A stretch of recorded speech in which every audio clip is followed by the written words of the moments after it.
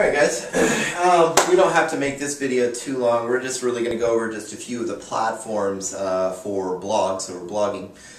Basically guys, I am a WordPress guy. I love WordPress. As a matter of fact, I don't think there can be any more love that Google can have for a platform online for creating content, other than videos of course, and their beloved YouTube. But other than what they have for WordPress itself. There are a few platforms online though that I do think that everybody should consider. Number one for me would be WordPress. So we'll just write that down. The reason I'm going to write these down is so that you can maybe write them down if you wish and just go take a look at them if you want. Joomla, I think, is another good one, and Drupal. You know, there's a lot, especially for you beginners out here, there's a lot of people out there and you're starting to look around going, oh, creating a website, without having to know any sort of HTML coding or anything like that. You see things like Weebly online. I'm not really a big fan of Weebly, I'm sorry guys. I'm not a big fan of all these little shortcuts to creating some little static business card. You know, when it comes down to blogging platforms, it comes down to content. When it comes down to it, guys, you have to have relevant and popular content. By relevant content, I mean good, solid content, written content, good titles, good information inside, good linking going on.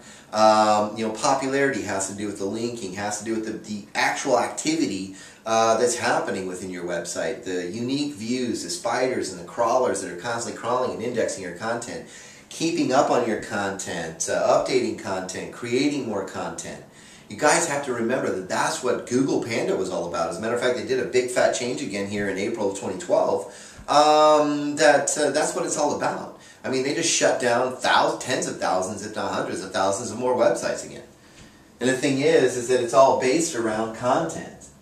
Content and bad linking. You can't do that. When you're in a blogging platform, guys, good natural links need to be built. Inside, outside, contextual navigation, going to different places on your website. All of these things have to be right. They have to be right and they have to be natural.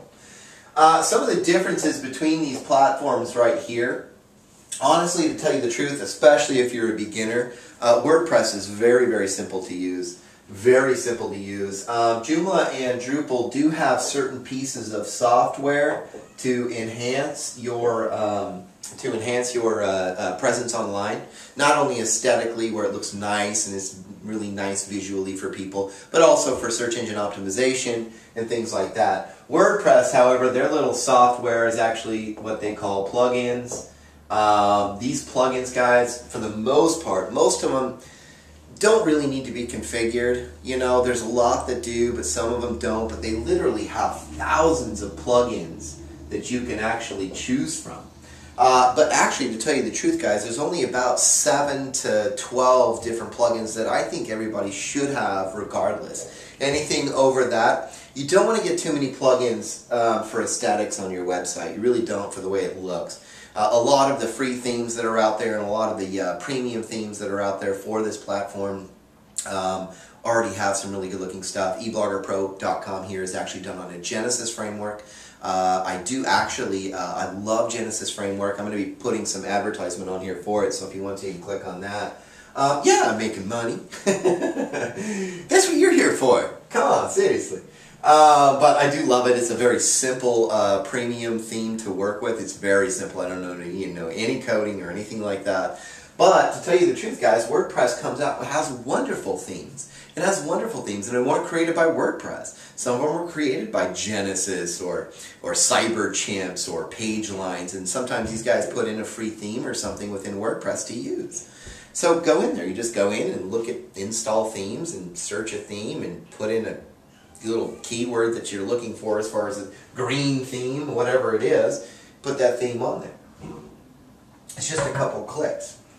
But the blogging platform in general, guys, is the best platform that you can possibly use for marketing. When you start thinking about it, why is that? When you're doing your search online, how many times do you actually come across somebody's blog? Yeah, it's probably about 75–80% of the time you land on a flippin' blog. So there it is.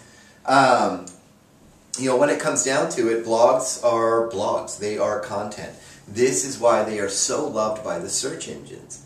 Content is the king of currency online, and right next to it is link building. That's your popularity. Your content is your relevance. Your link building is your popularity. That's building links and within your website, linking to other pages and other sources out there of information that have to do with your information. I don't usually send people to places that's going to, possibly sell them something that I already have. But the thing is I'm going to link to some very good, valid sources of information that are based around mine, and I will do that. I'll also do some anchor texting within my own site. And that's good for not only SEO and these search engines, but it's also wonderful for you to get more valued information about what you're trying to accomplish online, period. Blogging platforms, there's quite a few here to choose. As a matter of fact, there's scores and scores and scores, if not hundreds of them. But WordPress, Joomla, Drupal, those are the main staples for any serious blogger online and for any serious business owner. Or anybody that just wants to get their voice heard out here. WordPress, Joomla, Drupal, these things are probably the best. And WordPress by far is the easiest with the most simple learning curve, period. There are instances, and you can argue the fact with me, but Joomla and Drupal do have some instances where you have to learn a little bit of coding. It's not that difficult. Even I know coding today, and I'm a complete moron. Alright, I'm not that big of a moron, but yeah. You do have to learn a little bit of it, but not too much. It's nothing that's too drastic or anything like that. It's more like for linking purposes. Google, WordPress. WordPress is actually very simple to use.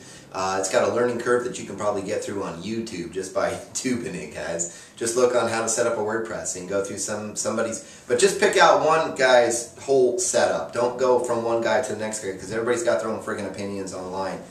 Just use one person's system, period, and just go through and set it up just like they did. Go look at their blog, go look at their website. If you like the way it's set up, do some keyword research. Look at their titles, pick out 2 or 3 keyword phrase, and Google them, see if you can find them on the front page of Google. If you can find them on the front page 2 or 3 times, then it's pretty good to go. You can follow them. Anyways, that's it, guys. Enjoy the website, enjoy the information, take away from it whatever you can, and apply it, period. And no matter what, God bless.